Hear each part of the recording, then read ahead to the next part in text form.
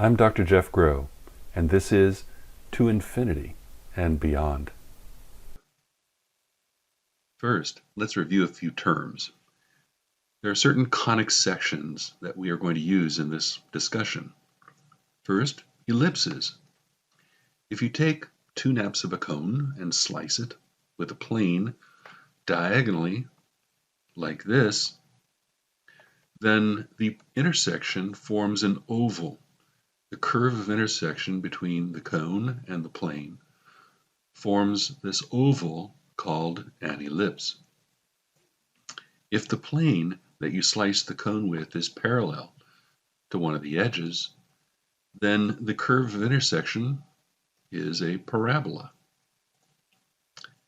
And if the plane goes vertical or any other angle that hits both naps of the cone, the intersection curve will be a hyperbola, like this.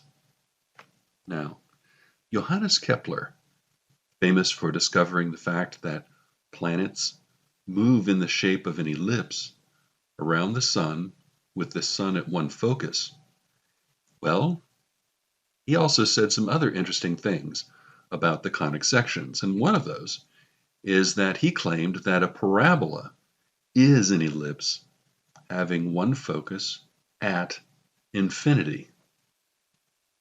Now, if you think about this statement doesn't make any sense at all. How could a parabola have a focus at an undefined point like infinity? This is complete nonsense. And maybe we could make a better sense of what Johannes Kepler meant using some ideas from Calculus 1.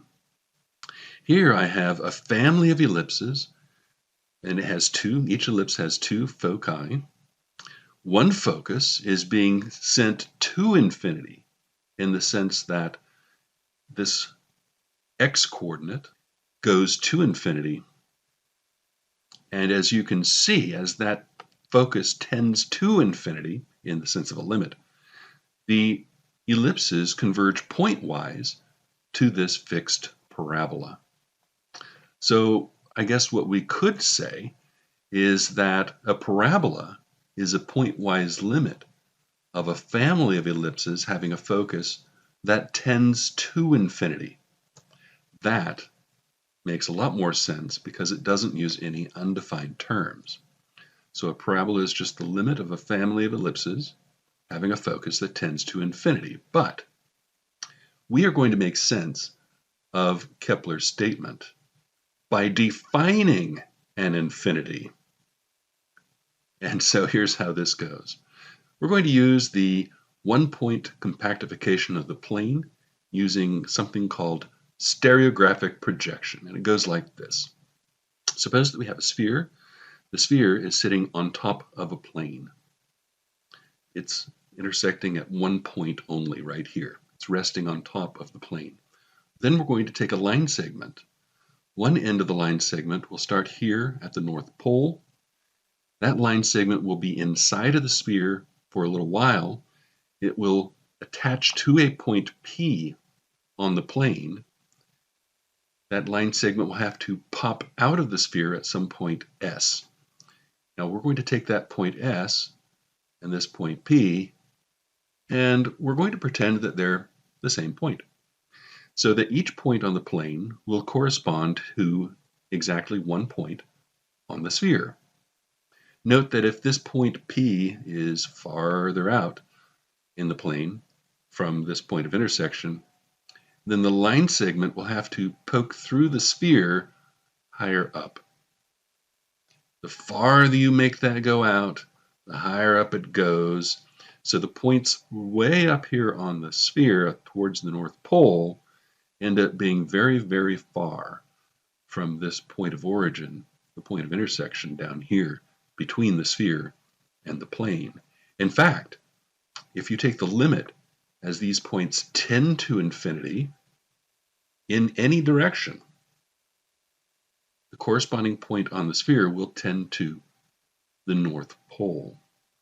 So the North Pole on the sphere is a well-defined point. There it is. But it's the point that all these other points tend to as the point in the plane gets farther and farther away from this point of origin. As they go out to infinity, the points on the sphere will tend to this point here. So the North Pole is the point at infinity. It's a well-defined point. So we've made this correspondence between points in the plane and points on the sphere. Here I have an ellipse in the plane and the corresponding ellipse on the sphere. If I have a parabola in the plane, that corresponds to a curve that has this common point, this little cusp, a little vertex. Note that the parabola has these two branches. Both of those branches tend out to infinity. Because they tend out to infinity, the corresponding branches on the sphere will also tend to the common point at infinity, where they will in fact intersect right there at the point at infinity.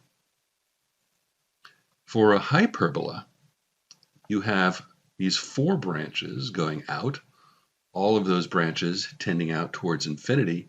They all converge at this common point at infinity on the North Pole of the sphere.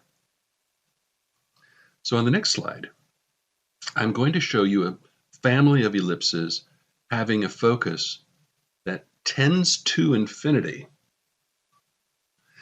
And you'll see that when the corresponding point on the sphere gets to the point at infinity, we'll end up with a parabola. But we don't have to stop there. We can keep pushing that focus to infinity and beyond. So here's that family. Notice we've sent that focus out. And as we do, the corresponding focus on the sphere is headed up towards the North Pole. It gets closer and closer. Here I've just gone about an eccentricity of 1. So it's a little bit beyond a parabola, but it still looks remarkably like a parabola here. And it has these two branches going up to the North Pole. But let's push this point, this focus, beyond infinity and see what happens. When we do, we end up with the focus coming back from infinity on the other side. Down in the plane, when we were dealing with ellipses, that focus was tending out to infinity on one side. When we pushed it beyond infinity, it came back from infinity on the other side. And instead of ellipses or parabolas, we now have hyperbolas. We have hyperbolas on the other side. So you can see we get an eccentricity of about almost 2. There's that focus that we sent out. Let's watch this animation again. There's the focus going out to infinity, it hits infinity, and then it goes beyond infinity and comes back from the other side. So not only was Johannes Kepler exactly right that a parabola is nothing more than an ellipse having a focus at infinity, which is now well defined by this stereographic projection, but hyperbolas are nothing more than an ellipse that had a focus that went to infinity and then came back from the other side. So not only is a parabola merely an ellipse having one focus at infinity, but a hyperbola is an ellipse having a focus that has gone to infinity and has come back from the other side. Concerning stereographic projection, this was known to Ptolemy in the 2nd century AD. He used it for map making, assuming that the Earth is spherical and you want your maps to be on sheets of paper in a plane fashion. You can then project the points from the sphere onto the plane, and that yields maps that are usable for navigation. Riemann, instead of using just the XY plane, he used the complex plane.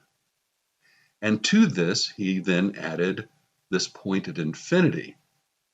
So he's making a one-point compactification of the complex plane. And so he's adding this number to the set of complex numbers, this number infinity, which is a well-defined number then. So this, of course, begs the question about the arithmetic of infinity. And then Alexandrov discovered the topology of this one-point compactification. And so in this lecture, you have quite literally been taken to infinity and beyond.